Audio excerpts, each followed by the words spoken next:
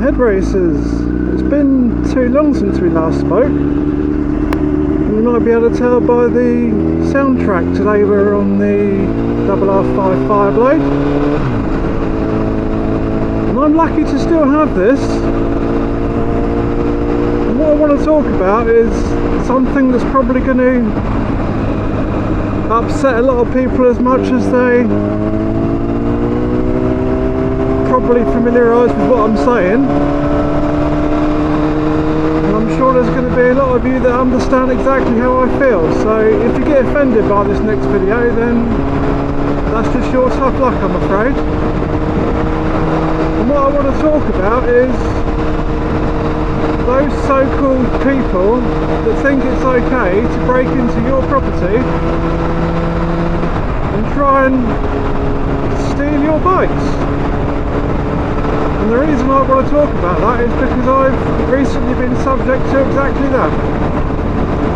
Luckily, I still have all my bikes. And the main reason I still have them is when I came downstairs, that disturbed the people that were trying to do this.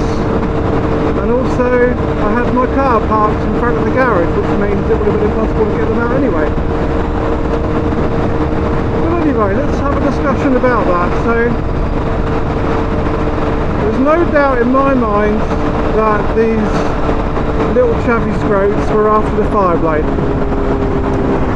The reason why I think that is bikes like my Africa Twin are probably not that appealing to them. Excuse me. The big adventure bikes, while they're worth a lot of money, they don't really appeal to those sort of people unless they're going to nick them and break them for parts or whatever. But generally speaking, where I live in the salubrious town of Southampton, they nick bikes like this, they go and either throw them up the road because they aren't capable of riding machines with any power, or they go and sell them for drugs money.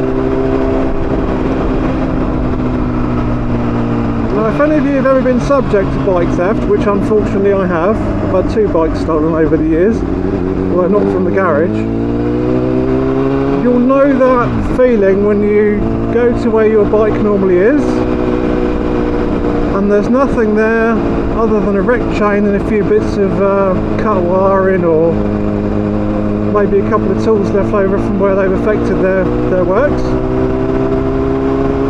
And it is a feeling that it never leaves you, irrespective of how much your bike is worth or what it is.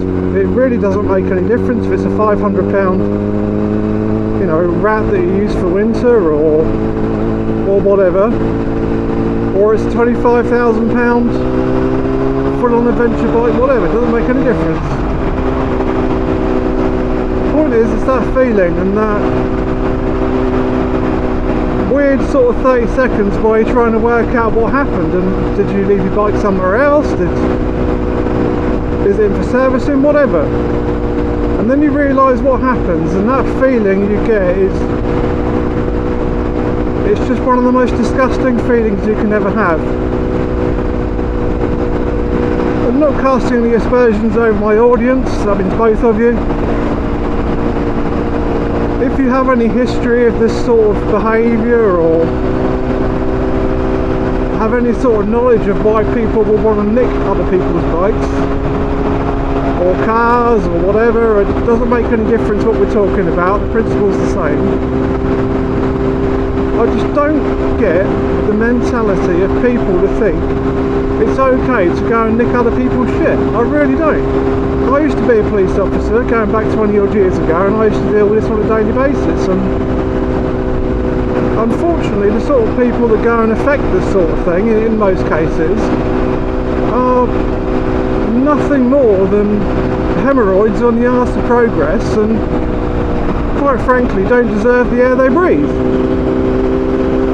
And don't come back to me and say, oh, perhaps they're nicking stuff to pay for their kids, and that's complete horseshit. I'm just not going to buy that argument, and the main reason for that is we're lucky enough to live in a country that's got a really good welfare system.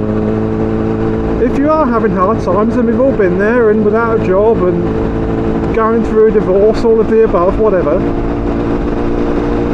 this country has got a welfare system that if you play the game, and I don't mean as in disrespectfully play the game, but I mean do what you're supposed to do, the country will provide for you in times of need. So I do not buy this argument, oh, perhaps they're going through a hard time, or perhaps they were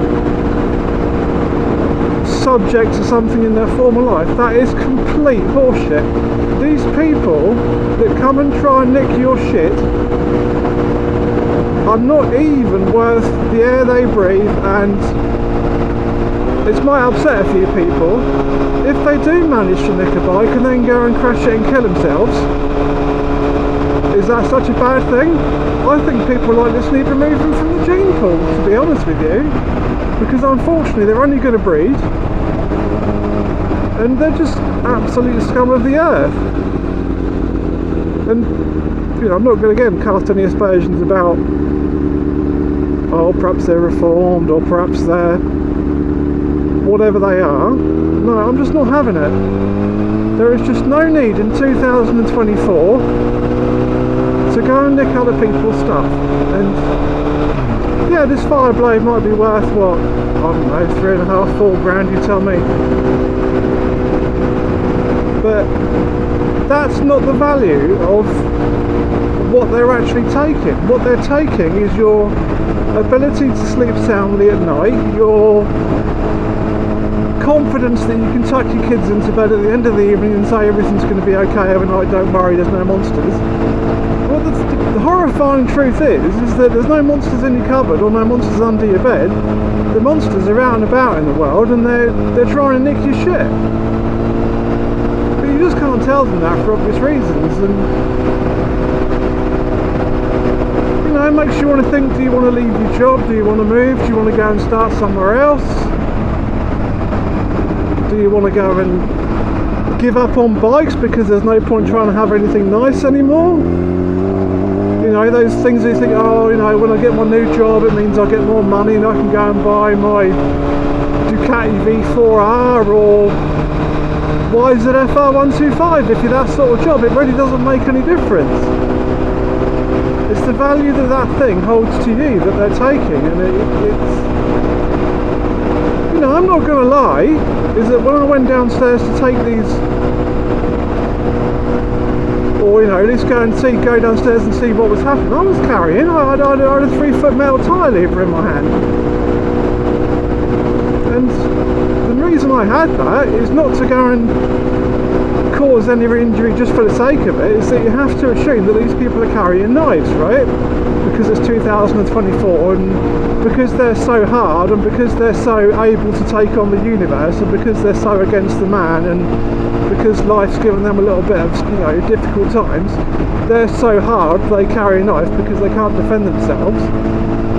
You have to go in with the attitude that unfortunately they've probably got something on them that means they can do some harm to you or your family. And if they're that sort of maggoty type people that are going to break into your place to try and nick your shit, then they've got no morals, clearly. So in terms of them having any thoughts about preserving any sort of dignity by not doing stuff like this, it's just not a factor. And I absolutely don't hold back and say I was fully prepared to use what I had in my hand.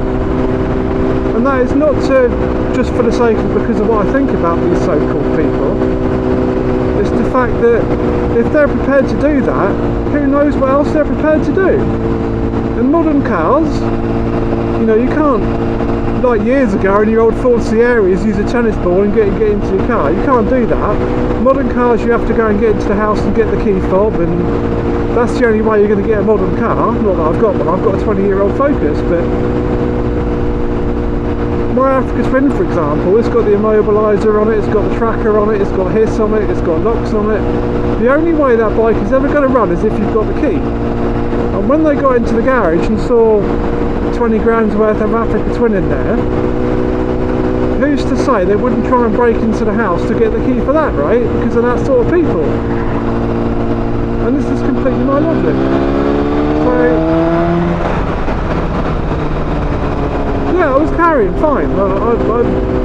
I reserve the right to use reasonable force in the prevention of crime, right? That's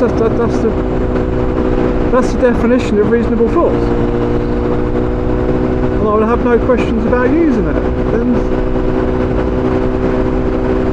most of these little scroty chav people, they run around on 125s or mopeds that they've stolen because they're so gangster and they're so hard and they're so against the man and they're so not afraid of anyone, they cover their face all the time.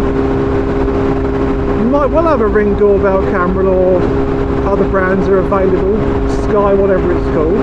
What's that going to show you? That's going to show you what happened.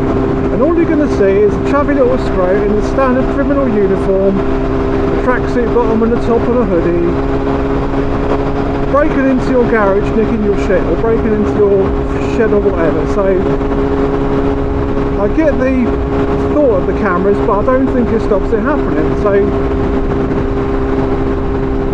my garage now has got half-ton chains on the back, it's got 4 chain anchor points, it's got drop links, I've got an alarm in the garage, each bike's got a ground anchor which is securely chained to it, I've got metal plates on the back of the windows in the garage now. You ain't going to get into my garage and you ain't getting anything, and that's not a challenge, by the way. The garage now is so strong that realistically you're going to have to pull a wall down to get in there, right? And that's about all you can ever do. Let's have a look at these horses while we go past and get calmed down a bit, shall we?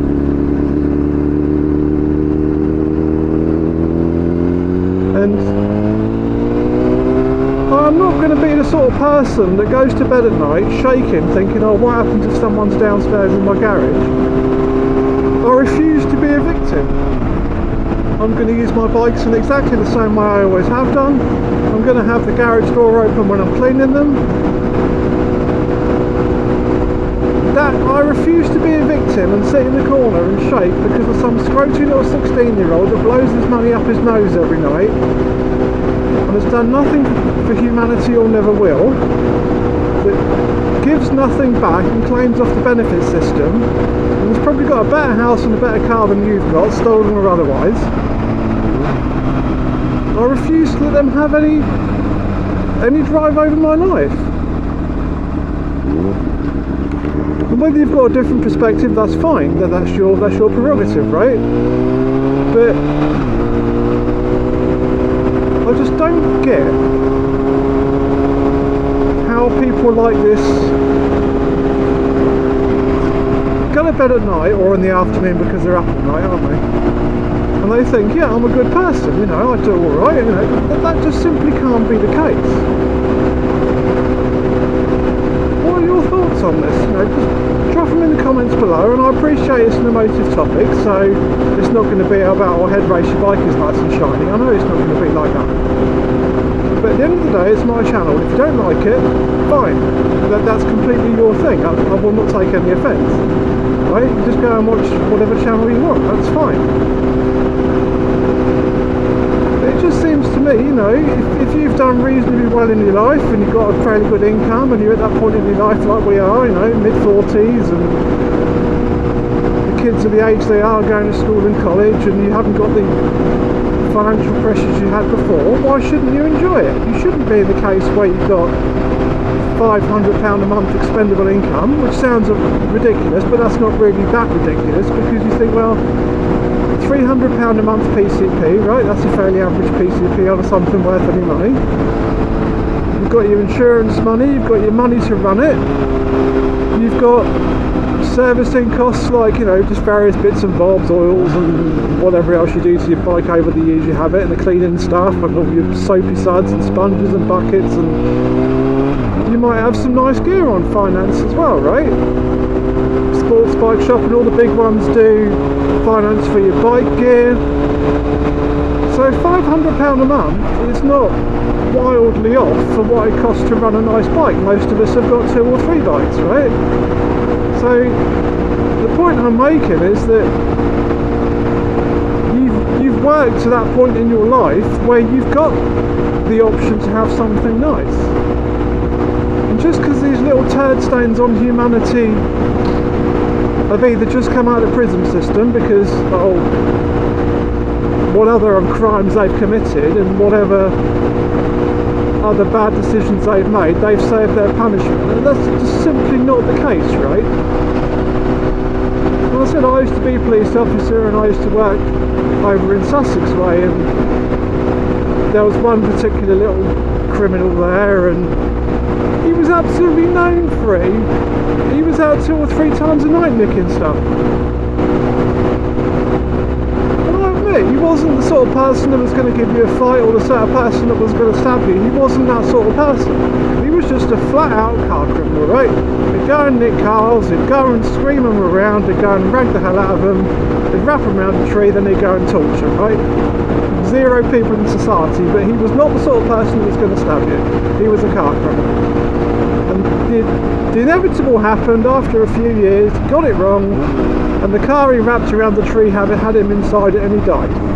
Right, okay, fine. I appreciate, yes, it's quite sad someone's died. I get that. But let's be honest, he wasn't the sort of person that was, you know, spending his weekend at charity events and helping old ladies across the road. He was a car criminal. And all the newspapers around at the time, that's how old I am, talking about newspapers. Oh, this person was, you know, lovable rogue. He wasn't a lovable rogue, he was a car criminal. Right?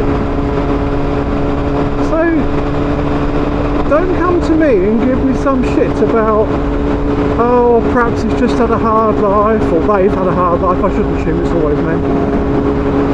Oh, perhaps this happened and perhaps his parents were this.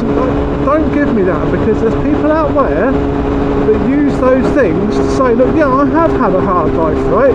I grew up in a 1-bedroom flat that was funded by the council. We had beans on toast every night if we got anything. But I'm going to use that as a motivation to do well for myself and go and get a good job. And you might not be a multi-millionaire, but you know, you might have a nice sort of family going, and you're able to have a good little life, right?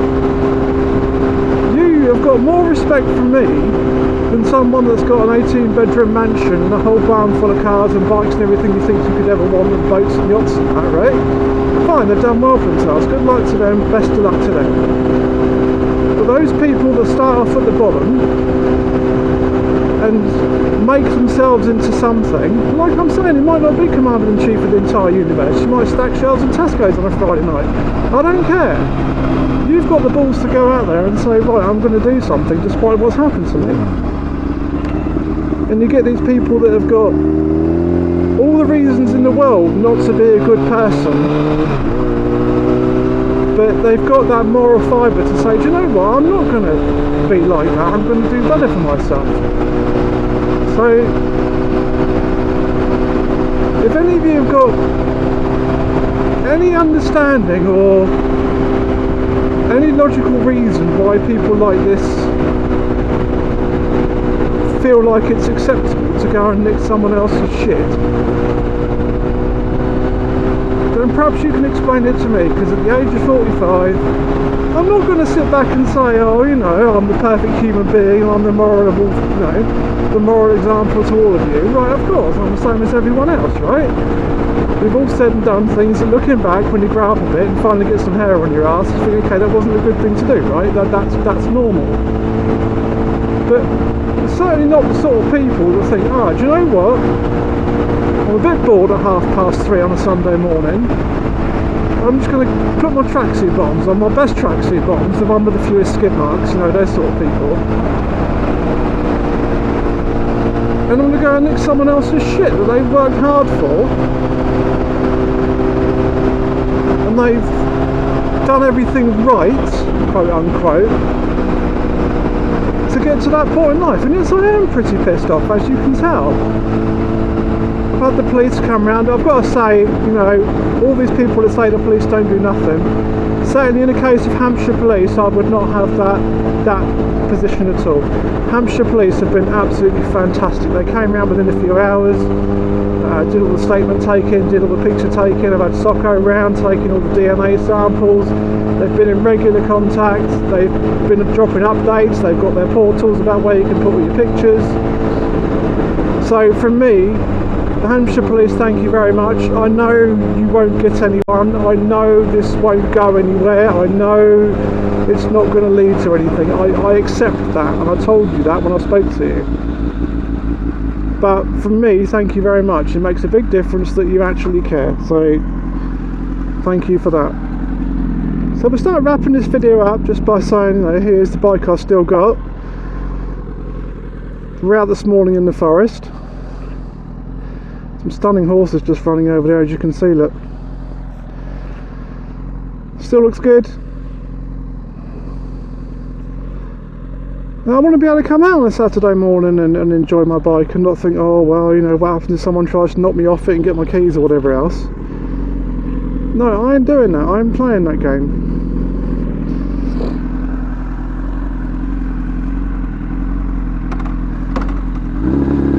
So now we really will wrap the video up, guys, because I've gone on for long enough and the fuel light's on. So again, let's really get this topic open for discussion and just put down what your thoughts are. Just try and keep it fairly calm, because I don't want to get blocked by YouTube or anything. But just try and word things as maturely as you can do, please. And if no one else loves you, Head Race loves you. Yeah, you know, we all go through the same things and we all have the same difficulties in our lives, even though it all looks glamorous from the outside. We know it's not the way. And take care of yourselves. If you're going to put your bike away over winter, make sure you've got a full tank of E5 in it. Stay safe over the next few months, guys, and we'll speak more over the coming months. See you later. Laters.